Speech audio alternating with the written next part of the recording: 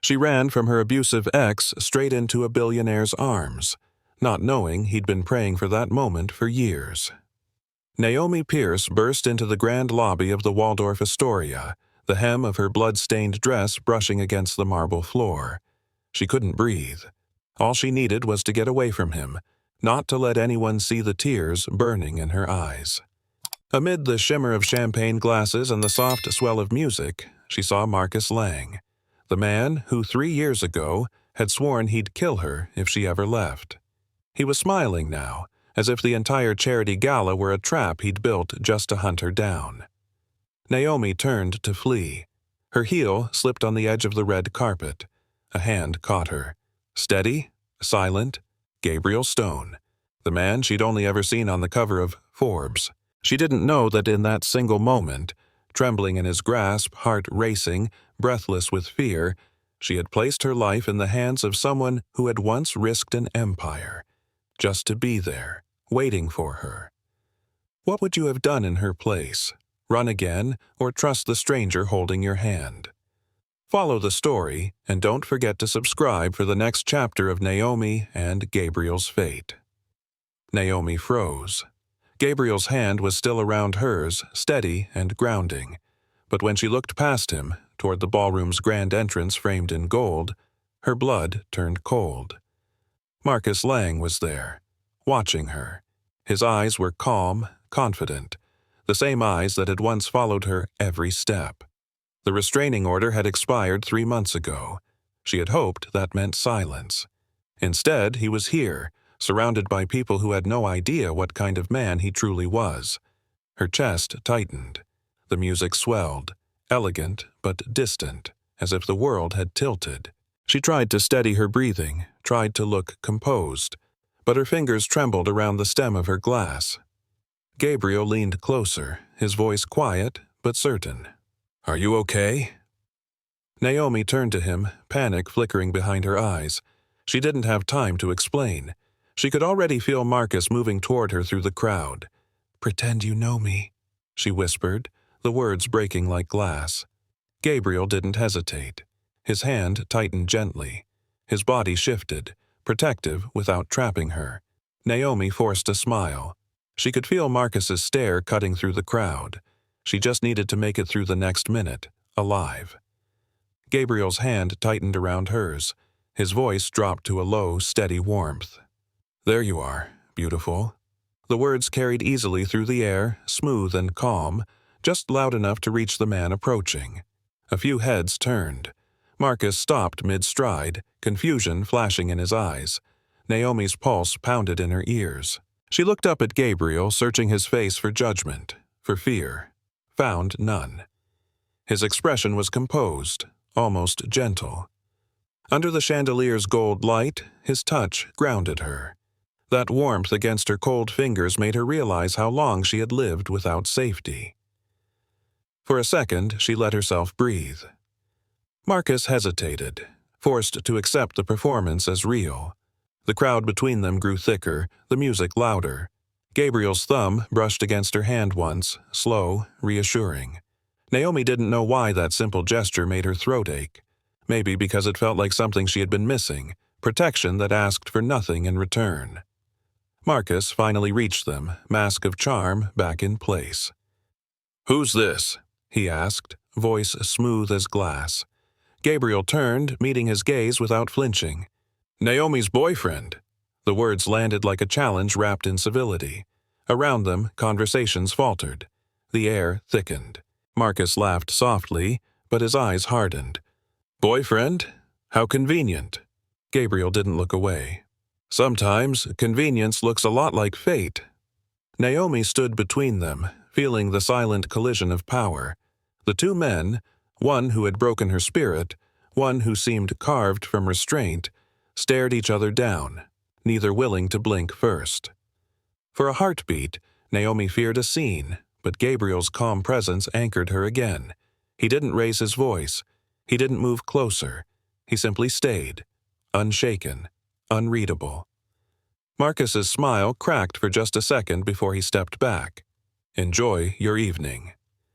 His tone carried the threat only she could hear. When Marcus finally turned away, Naomi's knees weakened. The sound of music and chatter flooded back into her awareness. Gabriel leaned in slightly. "Let's get you some air." She nodded. He guided her through the crowd, still holding her hand, his pace steady and unhurried. They stepped out onto the balcony, where the city glowed beneath a cold October sky. The air bit at her bare shoulders. "Breathe," he said softly, sliding his jacket over her. The fabric was warm, faintly scented with cedar and rain. Naomi drew in a long breath. The tension in her chest eased for the first time that night. She looked at him, this man who had stepped in without question, without hesitation. "Thank you," she whispered. Gabriel met her eyes, steady and sincere. "You're safe now." For the first time in years, Naomi almost believed those words. Naomi managed a shaky laugh. "I just used a stranger as a shield." Gabriel smiled, quiet and sure. "We're not strangers anymore." Their eyes met, hesitant yet curious. The city lights painted silver along his jaw. For the first time all night she saw him not as a rescuer, but as a man. Calm, patient, present. Naomi looked away, embarrassed by how safe she felt. "I'm sorry," she said softly. He shook his head. "Don't be. You did what you had to do." The silence that followed wasn't awkward. It was heavy with everything unsaid, the kind of stillness that feels like understanding. Naomi leaned on the balcony rail, watching her reflection shimmer against the glass. "I didn't expect kindness tonight." "You deserved it," Gabriel replied. His tone was steady, like a promise he hadn't planned to make. Something unspoken passed between them. Not attraction yet, something gentler. Recognition. Two people who had lived through storms, now standing in rare calm. When the event ended, Gabriel offered to drive her home. She hesitated, then nodded. Outside, Manhattan glowed like a city that never slept. The car was quiet at first. Naomi finally spoke. "I'm an architect," she said, voice finding strength again. "I design affordable housing, places where people can breathe." Gabriel listened, eyes on the road. "That sounds meaningful." "It is. It's not glamorous, but it matters." She smiled faintly. "I guess I believe beauty belongs to everyone, not just the rich." Gabriel glanced at her, admiration hidden behind calm eyes. "That's rare," he said simply. The words landed softly. For a woman used to being dismissed, being seen for her purpose felt new. The ride continued in comfortable silence, the hum of the city filling the space. Naomi realized she wasn't afraid anymore. The man beside her spoke little, but his quiet was safe. Gabriel stopped in front of her building. "You'll be okay?" he asked. Naomi nodded. "I will. Thanks for tonight." She stepped out, wrapping his jacket tighter around her shoulders. The air smelled of rain. When she reached her apartment, her phone buzzed. A new message. "This is Gabriel. Sweet dreams." Naomi stared at the screen. No demands, no questions, just a wish for peace. She smiled without meaning to. It had been years since someone cared without wanting something back. Setting her phone on the nightstand, she whispered to the dark, "Good night, Gabriel." Outside, the city kept moving, but her heart slowed for the first time in months. A few days later, they met again in a quiet cafe in Tribeca. The place smelled of roasted beans and old brick. Gabriel stood as she walked in. "You came," he said. Naomi laughed softly. "You sound surprised." "I'm not good at casual," he admitted. "Then don't be," she replied. The simplicity of her words made him smile. They talked about ordinary things. Books, favorite places in the city, small memories that felt larger when shared. Naomi found herself laughing more than she expected. Gabriel's composure made her feel balanced, not small. He asked questions that showed he actually listened. For the first time, Naomi didn't feel like she had to perform. She could just be. When she left, Gabriel didn't ask for another date. He only said, "Take care, Naomi." And somehow, that meant more. Days turned into weeks.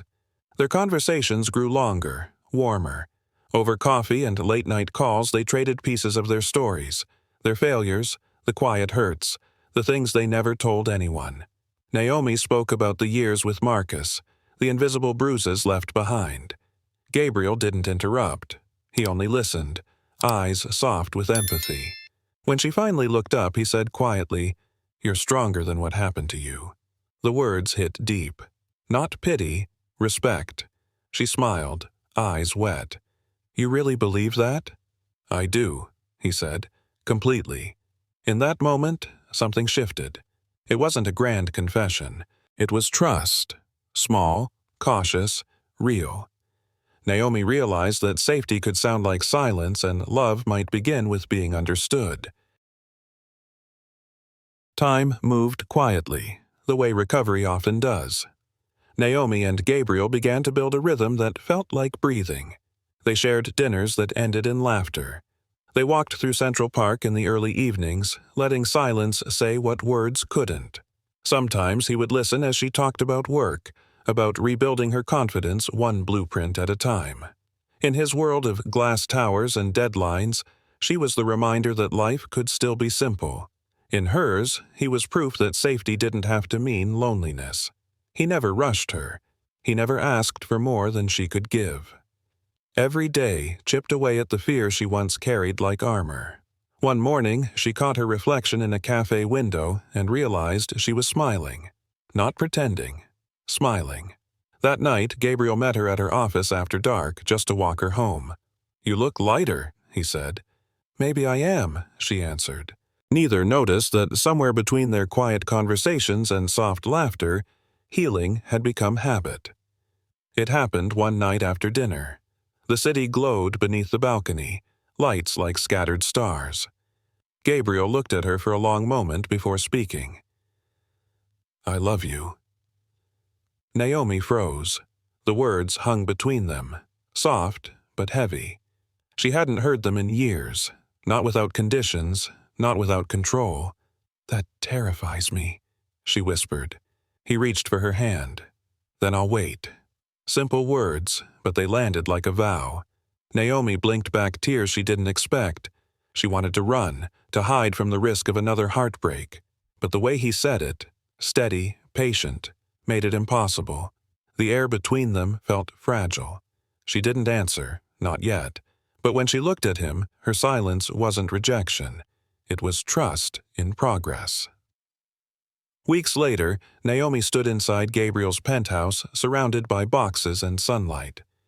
"You don't have to," she'd said at first. "I know," he replied, "but I want to share my space with you." Her laughter echoed off marble floors. She arranged her plants near his windows, her sketchbooks on his desk. The place felt less like a museum, more like a home. Gabriel watched her move through the rooms, softening everything she touched. "It looks alive now," he said quietly. Naomi smiled. Maybe it just needed color. At night, they cooked together, argued over music, left lights on by accident. The luxury faded into background noise. What mattered was the warmth between them. For the first time, she didn't feel like a guest in someone else's life. She felt seen, rooted. Gabriel's world of wealth didn't swallow hers. It met her halfway. One night, Naomi sat at her laptop, finalizing drawings for a new housing project. The notification appeared quietly, almost harmless. Subject: "You deserve to know the truth." She clicked. The email opened to a series of photos. Gabriel, standing in the background of events she had attended years ago. Conferences, exhibitions, even one outside her old apartment. Her pulse slowed. The images were clear. He had been there long before they met. Scrolling further, she found financial records, an anonymous foundation funding her Queens project. The donor's company traced back to one of Gabriel's subsidiaries. The room tilted. She sat still, unable to breathe, staring at the man she loved, the man who had promised honesty. It wasn't the money that broke her. It was the thought that maybe she'd been chosen, not found. Gabriel came home to find her waiting. The laptop was open on the table, the photos glowing under the dim light. Naomi didn't look up. "How long have you known about me?" He froze. "Naomi!" "How long?" she repeated. His voice was barely a whisper. 3 years. The words shattered whatever air was left between them. Naomi stepped back, shaking her head. You watched me. You funded my work. You were there, even when I was still with him. It wasn't like that, Gabriel said, desperate. I never meant to hurt you. She cut him off. You were supposed to be different. For the first time, he had no defense. The silence felt heavier than betrayal. Naomi turned away, her voice breaking. You said you'd wait. I didn't know you already had. Naomi's voice trembled, but her eyes were sharp. You watched me. You funded my project. How are you different from him? Gabriel's expression tightened. Because I wanted to help, not control. She laughed bitterly. You still decided what was best for me without asking. That's not help, Gabriel. That's power. He stepped forward, stopping himself halfway. I stayed away because I respected your marriage. I didn't interfere. But you watched, she whispered. You hid behind your money and called it care. His shoulders dropped. It wasn't pity. It was belief. In you, in what you build. Naomi's voice cracked. You turned my dream into your secret. He took a breath. I thought if I told you, you'd walk away. Tears blurred her sight. You should have trusted me enough to let me choose. Neither spoke. The silence between them was filled with everything they could have been, and now might never be. Naomi packed a small bag. The apartment that had felt like a home now echoed with emptiness. Gabriel stood by the window, unable to move. Naomi, please, he said softly. She paused at the door. You made me feel safe, she said, and that's what makes this hurt the most. He didn't try to stop her. He knew she needed space, maybe distance forever.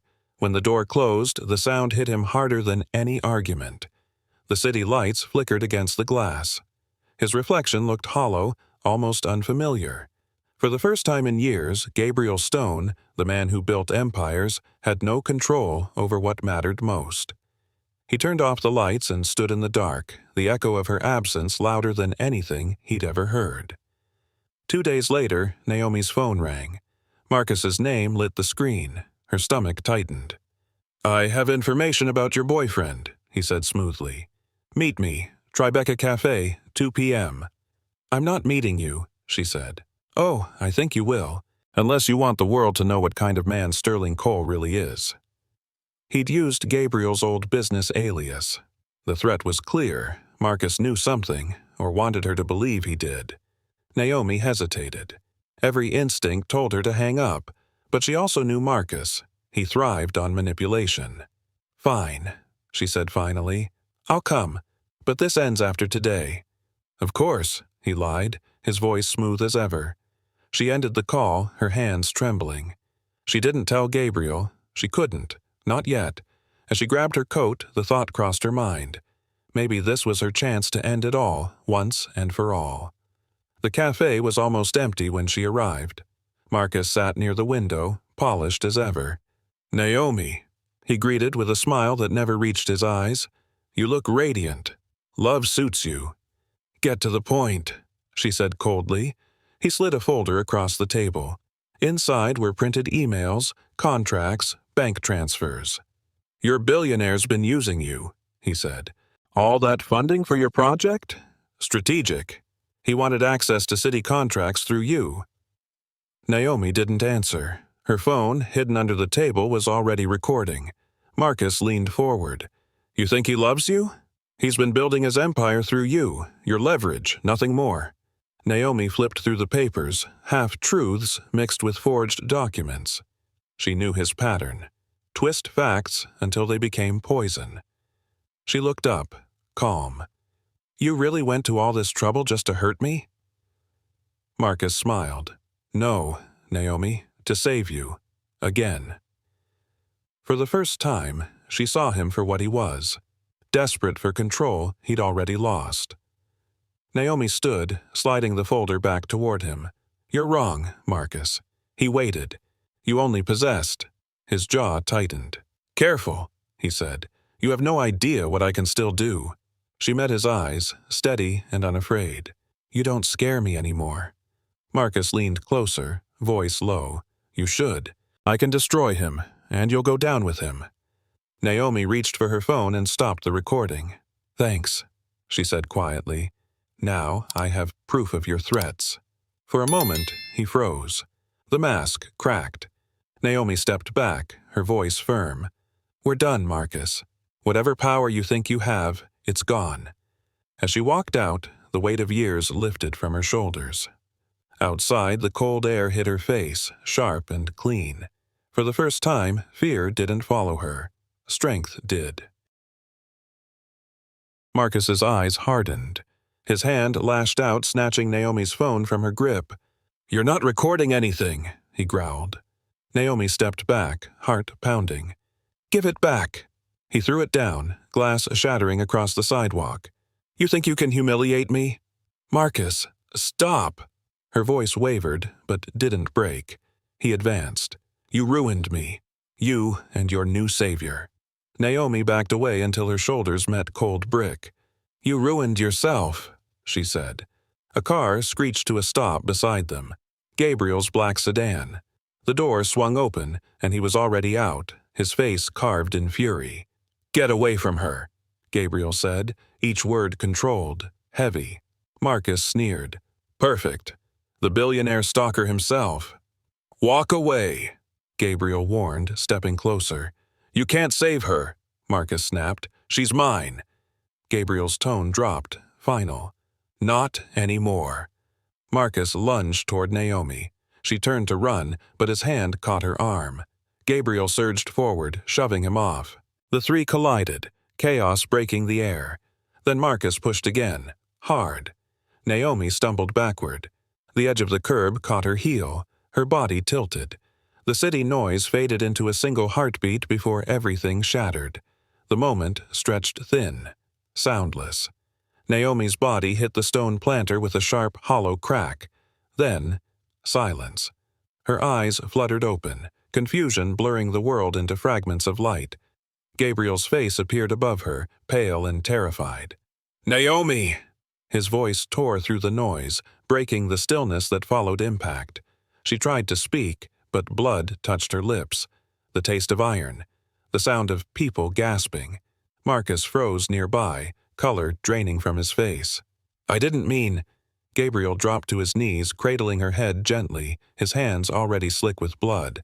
"Don't move," he said, breathless. "Stay with me." Naomi blinked slowly.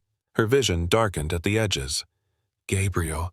Her whisper was barely air. "I'm here," he said, fighting the panic clawing up his throat. "You're going to be okay." The world spun slower now. The sky looked soft, endless. She felt warmth spreading beneath her, her pulse fading in her ears. "I'm sorry," she breathed. Gabriel shook his head violently. "No, no, Naomi, don't close your eyes." But she already was. The city dimmed, leaving only the sound of one man's voice, broken, begging for her to stay. Gabriel pressed his hands against the wound, blood soaking through his shirt. "Stay with me," he kept saying over and over. "Stay with me, please." Naomi's body was limp, her breathing shallow. Sirens wailed in the distance, growing closer. "Help is coming," he whispered. "Just hold on." People gathered, their faces pale, whispering. Someone shouted for an ambulance, but Gabriel barely heard. He was counting her breaths. Her eyes flickered once, unfocused. "You came," she murmured. "I'll always come," he said, his throat tight. "You hear me? Always." The sirens screamed to a stop. Paramedics rushed forward, pulling him back. "She's losing blood fast," one said. Gabriel didn't move. "I'm going with her." "Sir, we need space." "I'm going with her." His voice cracked. They lifted her onto a stretcher. Gabriel climbed into the ambulance before anyone could stop him. As the doors slammed, he took her hand, gripping it like a lifeline. "You're not leaving me, Naomi," he whispered. "Not like this." The sirens wailed through the city streets, but all Gabriel could hear was the faint, uneven rhythm of her heart and the desperate hope that it wouldn't stop. Hours passed in pieces. Blood, paperwork, waiting. Gabriel sat in the hospital corridor, his shirt stiff with dried red, his eyes hollow from fear. Every sound became a clock. Every second, another prayer. When the surgeon finally appeared, Gabriel jumped up.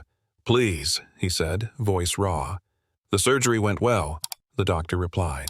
"Her skull fracture was serious, but she's stable. She's in ICU now." "I need to see her," Gabriel said. "Family only." He didn't hesitate.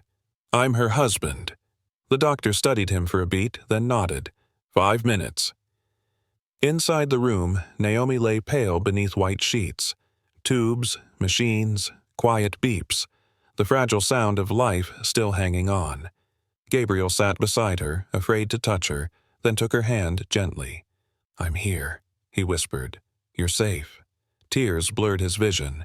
"I'd trade every dollar, every headline, just to keep you breathing." He stayed through the night, watching the rise and fall of her chest. The world outside went on, but Gabriel Stone, the man who owned everything, prayed for one thing he couldn't buy: her to wake up. The next morning, light crept through the blinds. Naomi hadn't moved. Gabriel sat where he'd been all night, his hand still around hers. "I saw you 3 years ago," he began softly, "at an architecture lecture in Midtown. You were talking about rebuilding the city, about giving beauty back to people who'd never had it." He smiled faintly, voice cracking. "You were unstoppable. I told myself I'd forget you, that people like me don't get to love people like you." He rubbed his forehead, exhausted. "But I couldn't. Every time your name came up, every time I saw your projects, it reminded me that goodness still existed somewhere." He leaned closer, his voice breaking. "I should have told you sooner. I just didn't want to lose you before I had a chance to deserve you." The machines hummed, steady and impersonal. He rested his head against her hand. "Please, Naomi," he whispered, "open your eyes. Yell at me, hate me, anything, but don't leave me with silence." Outside, the city stirred awake. Inside that room, Gabriel held her hand tighter, as if love itself could drag her back from the dark. The morning light filtered through the blinds, soft against the sterile white of the hospital room. Gabriel sat motionless, eyes fixed on Naomi's hand in his. He hadn't slept. Every sound from the machines felt like a countdown. Then, her fingers twitched. Gabriel froze, barely breathing. "Naomi?" Her eyelids fluttered, heavy and uncertain. Slowly, she looked at him. "You're crying," she whispered, voice hoarse and fragile. He let out a broken laugh, tears falling freely now. "You scared the hell out of me." Her eyes searched his face, still dazed. "I didn't mean to." He leaned forward, forehead against her hand. "You have no idea what you mean to me." The faintest smile touched her lips. "Now I do." The beeping of the monitor steadied. She was here, alive. Naomi closed her eyes briefly, then looked at him again. "Gabriel?" "Yes." "Don't stop crying," she said weakly. "It makes you real." For the first time in years, Gabriel didn't hide his emotion. The man who had waited 3 years for her finally felt her return, not just from unconsciousness, but from fear. He whispered, "Welcome back, Naomi." And she, through tears and exhaustion, managed one word back: home. Weeks later, sunlight spilled through the hospital window. Naomi sat upright, strength returning bit by bit. Gabriel read quietly from his tablet, pausing when a news alert appeared. "Marcus Lang, sentenced to 5 years," he said softly. Naomi's hands trembled, but her voice was calm. "It's over." He nodded, unsure how to respond. "You don't have to think about him again." "I already don't," she said. Then, turning toward him, "You had every right to your feelings, Gabriel, but what matters is, you respected my choices, even when it hurt." He looked down. "I didn't at first. I hid things because I was afraid." "And yet," she said, her tone gentle, "you never took control away from me. You let me walk away." He met her gaze. "I would have waited forever." "I know," she whispered. "That's why I forgave you before I woke up." The room fell quiet. Outside, the city moved on, but inside, something old had healed. Forgiveness didn't erase what happened. It rewrote what it meant. Naomi reached for his hand the same way she had that night months ago. This time, it wasn't out of fear. It was choice. clear, deliberate, free. 6 months later, the Harlem Community Center opened its doors. Children's laughter echoed through new hallways painted in warm colors. Naomi stood near the entrance, her hand resting over her growing belly. "Madison," she whispered, testing the name they'd chosen. Gabriel sat in the reading corner, a book open, children gathered around him. His deep voice carried softly over the room. "Once upon a time, a man waited, not to own, but to understand." Naomi smiled. That was him. The man who had once hidden behind glass walls was now reading fairy tales on a worn carpet, surrounded by joy. When he finished, a child asked, "Is the story true?" Gabriel looked toward Naomi, eyes bright. "Yes," he said simply, "it is." Later, as they stood together watching families fill the space, Naomi whispered, "This is what you built, Gabriel. Not towers, lives." He looked at her gently. "We built it, Naomi. You gave it meaning." The applause from the opening ceremony faded behind them. For a moment, it was just them, two people who had found light again in the most unexpected place. Evening settled over Harlem. Naomi stood across the street, gazing at the building she'd designed. The golden glow from the windows made it look alive, filled with laughter and purpose.